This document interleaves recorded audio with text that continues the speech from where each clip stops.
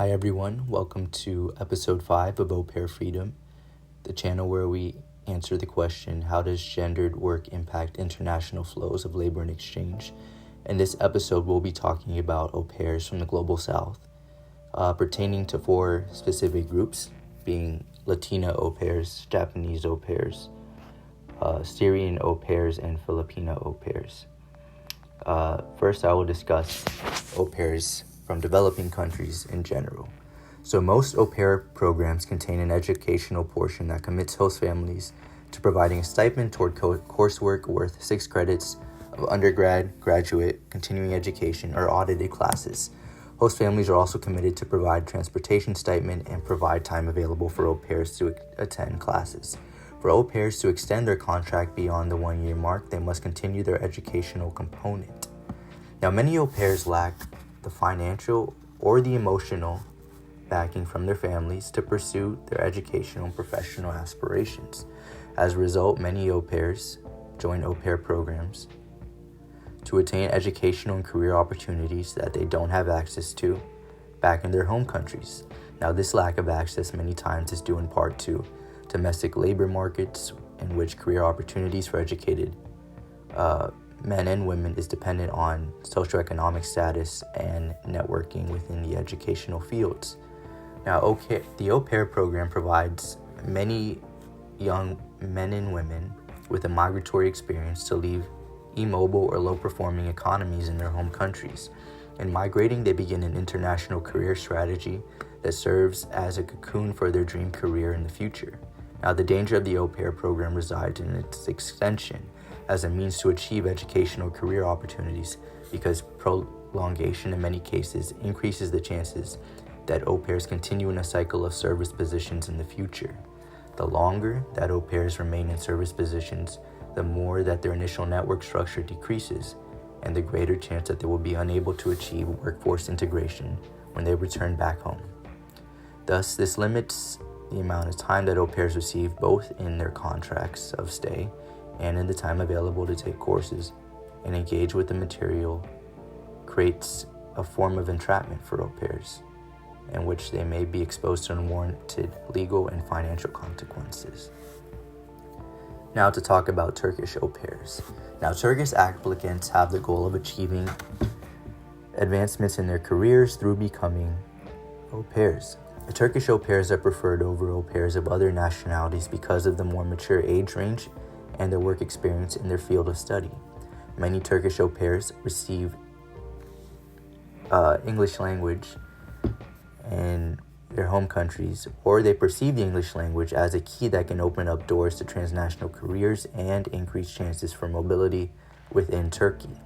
To achieve career opportunities in desired occupations, many Turkish women have to be from an elevated social status, and that's because English is typically learned through private school education or professional experience with the English language in other cases. Many Turkish au pairs have the emotional support of their families, but they don't have the financial capital to begin their desired career paths in the country. Among Turkish au pairs with financial capital, the au pair program provides an escape from expectations established in a patriarchal society, and this includes things such as getting married and starting a family once they reach a certain age. Now, some wealthy families deny financial support for a career change to their young daughters, and this prevents them from dreams that may prevent them from holding traditional roles. Turkish au pairs who were in secure career position viewed temporary downward class mobility as an avenue to obtaining a more fulfilling career, other than the one they already have. You see, the Turkish education system contains a deterministic strategy that places college students in their majors based on how they perform on university placement exams, and this creates a sense of entrapment in undesired careers. Now, au pair programs, they provide young women with a legitimate and low-cost way to afford educational opportunities and time to increase their experience and negotiate their future careers in a way that they prefer. Turkish au pairs experience calculated risk-taking, independent decision-making, and take responsibility for their actions and outcomes during their stay with the host family. The au pair program takes on the role of a surrogate family because it provides a financial and emotional alternative for family support. Now, Turkish au pairs choose programs in the United States to increase their educational capital, more so than other countries. They've researched graduate universities and degree programs before their contracts even began, so that they can live with host families in close proximity to where their preferred universities were. Au pairs choose to take certificate programs because the price and time requirement for full graduate degrees are not achievable during their one-year stay. Au pairs fit school hours into their work schedules and extend their contracts to complete all the courses of certificate programs from name-brand universities recognized in Turkey. And the intended purpose of the educational component of the au pair contract is for foreign language or cultural learning. And so au pairs often seek additional childcare opportunities or domestic work to fund additional educational expenses. And what this does, unfortunately, is it creates a vicious cycle in which, to improve language skills and career training, au pairs have to spend more time completing low-skilled work. Many Turkish au pairs learn later down the line that certificate programs that they've obtained do not qualify them to enter into a new career field in Turkey or the US. By the time that au pairs learn about their limitation to their educational prospects, they have already extended their stay, and they have no other option to turn to except Turkish host families within the US.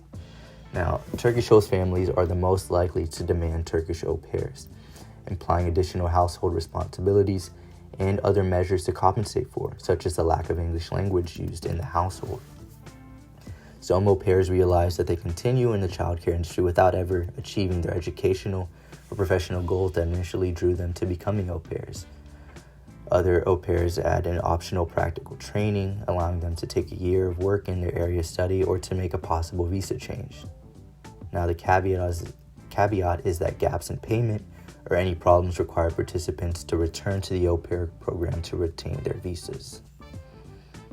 Next, we'll discuss Filipina au pairs. Now, the Philippines has a highly institutionalized labor migration process through which their migrants must undergo a health check and attend a country familiarization seminar. Now, the Philippine government maintains strong ties with Filipino labor migrants because of the need for the constant flow of remittances. The Philippine government has reintegration programs to teach Filipino migrants how to manage their finances so that they are able to send remittances back home. Now, the notion that Filipino migrants are expected to plan their finances is also embedded in the pre-departure orientation seminar, so that they have the mindset that they are the breadwinners of the family and they can lead lives towards a better future.